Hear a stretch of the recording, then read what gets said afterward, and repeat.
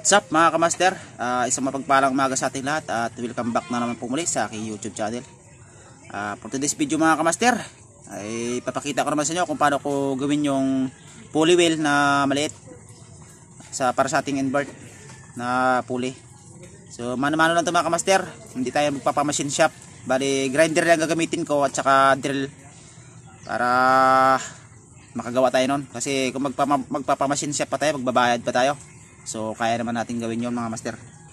Ito pala yung aking inuumpisan mga kamaster. Ito bali nagsampul ako ng isa, pero kaya naman mga kamaster. So bali ipapakita ko na lang sa inyo yung isa, yung kapares nito, kasi dalawa yung gagawin ko. Yan mga kamaster. Siyempre bago tayo mag-umpisa mga kamaster, kung bago ka pa lang sa aking YouTube channel at kung hindi ka pa po nakapag-subscribe, maaaring pag-subscribe na rin po at paki-like na rin po mga kamaster, para lagi po kayo updated sa ina-upload kong mga video gaya nito. Umpisa na po natin mga master. Let's go.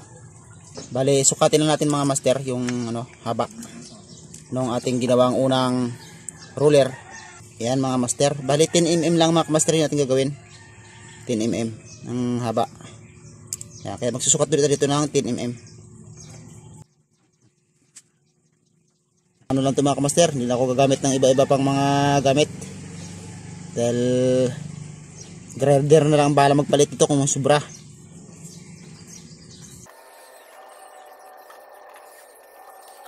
Bali, umpisa na natin mga master ang pagguhit ng kanyang pinaka hangganan.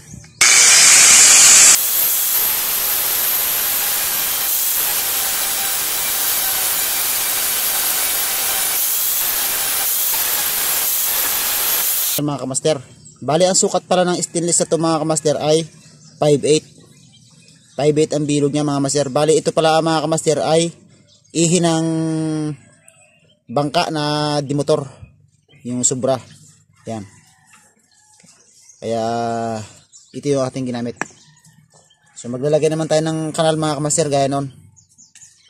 Kahit hindi na siya guhitan, ay sundan nyo na lang ng yung gitnang-gitna ng guhit ng cutting disc.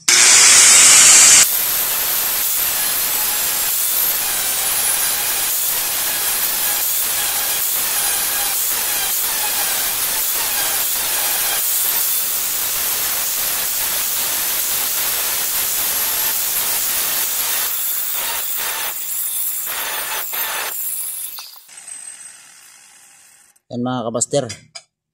Bale ito pala mga kamaster ay susundan ko pa to ng flap disc na luma para kuminis yung mga kabilaang gilid. So bale yung kanyang lalim mga kamaster ay okay na yan. Okay na yung kanyang lalim. Bale paluluangin na lang natin yung gilid, yung kanyang kanal, para saktong-sakto yung ating Dyneema line. So ito na mga kamaster, ito yung ating gagamitin dito. So bali bago natin siya paghiwalayin mga kamaster, yung pagitan ay bali bago natin siyang gawing dalawa ay palawangin muna natin yung kanal ng bawat isang ruler mga master. Ito lang.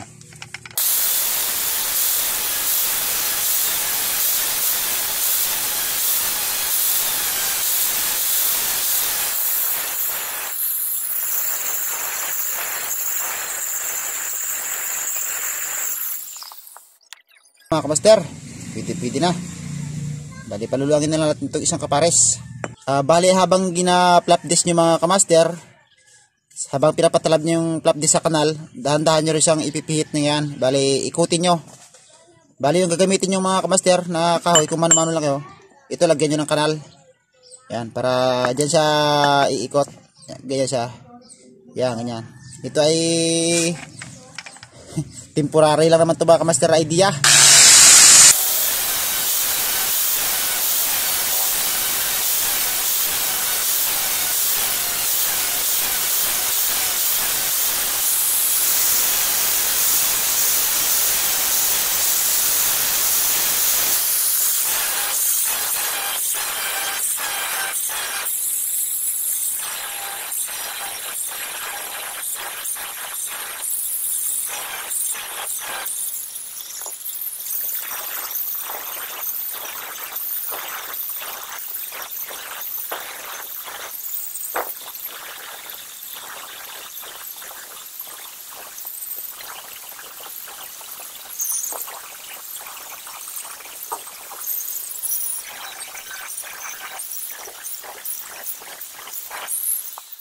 Mga kamaster, okay na.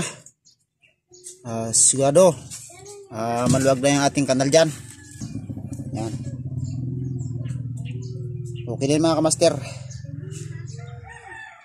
Maliwalas na yung ating dynama sa kanal nya. So bali paghiwalay na natin ito mga kamaster, at para mabutasan na natin ng 316 yung magiging butas. Yan, bali bubutasan natin yan yung gitna katagos. Ang kanilang bawat isa ay may butas. Ito na mga kamaster, bali ang gagawin na natin dito ay lilihain natin to ng mano-mano para mas kumislap at kuminis na rin yung ating ginawang kanal mga master. Yan, lihat mga master. Yan. Habang nililihan nyo mga kamaster, ikot-ikutin nyo lang yung steel para lahat maliha natin, lahat ng part maliha para kuminis at kumislap. Bumili tayo ay napakamahal din ng puli mga master, ay kung kaya na naman natin gawin, mag DIY na lang tayo. So yan mga kamaster, makinis na ang ating kanal. Bali ikat na lang natin to, yan pagitan na yan, tapos dito para maging 2 piraso na sila. Tsaka isa-isa natin silang butasan mga master. Let's go.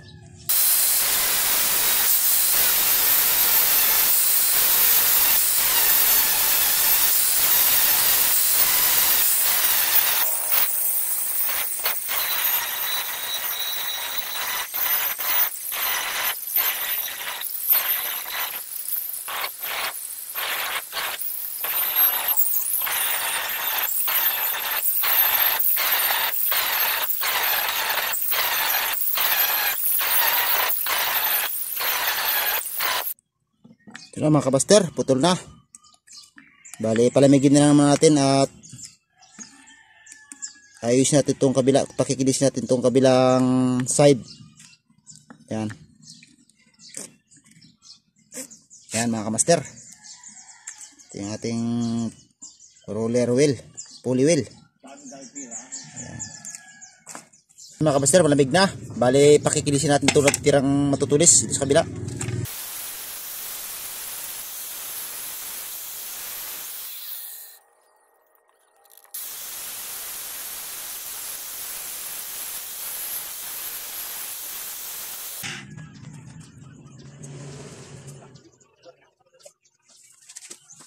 So yan mga kamaster, bali magbubutas na tayo. Bali lagyan natin ng tundukan natin sa gitna.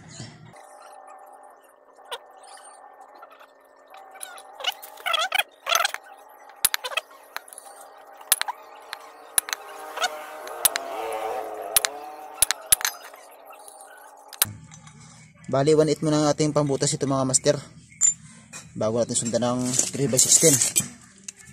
Yan mga kamaster, bubutasan na natin to.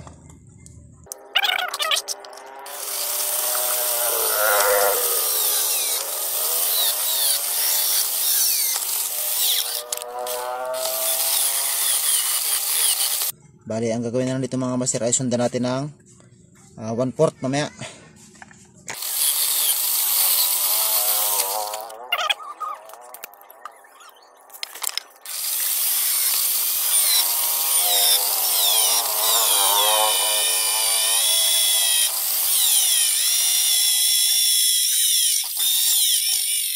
Ayan mga kamaster, butas na. Sundan na natin muna ng 316. Pag-isipan ko muna mga master kung ano ang aking ipipinlock sa ihi nya, yung pinakaihi ng ating mga yung pinakatuhog nya pag kinabit natin sa pulley housing. Bale 316 muna pala mga master para mas makasigurado tayo.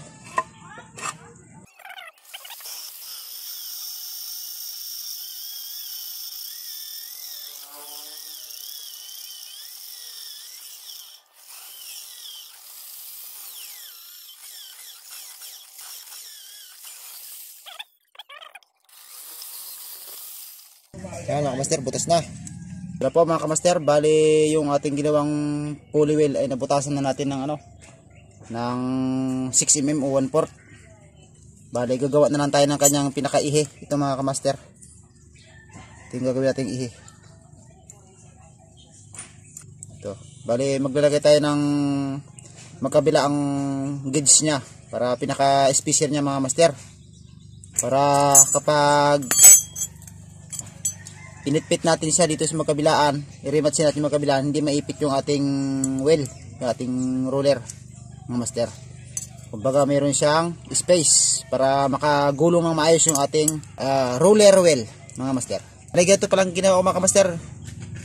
Lagay ko siya sa drill para sabay kong paikutin yung drill at saka yung grinder.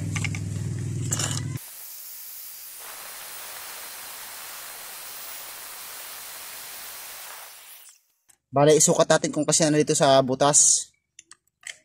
Yun mga master, sakto-sakto lang. Yan, ito na yung ating shop mga master na pinalit yung dulo. Subukan natin dito mga master. Ganito. Yan.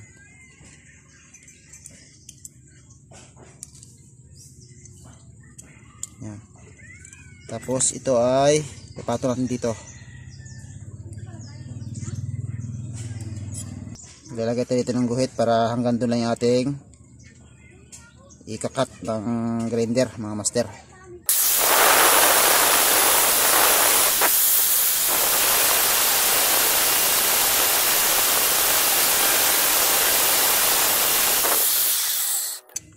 Yun mga kamaster. Bali dalawang ganito pala ang gagawin mga kamaster. Kasi dalawa yung ating lalagyan ng kanyang ihi o pinlock niya dito sa kabilaan. Gagawa ko tayo ng isang ganito. Ito na po mga kamaster. Bali susubukan natin. Ipatong to. Yan yun. Medyo maano pa ang clearance mga kamaster. Magbabawas pa tayo ng konti. Dahil ito na rin magiging paggayahan natin pag natapos ng isa. Nasukat. Ayan mga siro. Umikot siya kaso kailangan natin malagyan ng kunting gauge para masyadong maluwag. So yun mga kamaster, bali nakatapos na po tayo sa paggawa ng kanyang ihi na ating roller pulley wheel mga master. Ito. Yan. Ganito yan mga kamaster. Ganito siya pagka kinabit. Mayroon siyang clearance. Yan. Dahil dito mga kamaster nagkaroon siya ng clearance dahil dito sa yan yung gitli na yan o cut na yan. Yan. Ipakita ko na sa inyo mga kamaster para mas maunawaan nyo. Yan. Ganito siya. Yan. Yan ganyan siya mga kamaster. Yan ganito siya mga kamaster oh. Ito siya. Yan. So bali meron siyang clearance kung makikita nyo. Kaya yung ating wheel ay yan. Nakakagalaw siya ng ayos.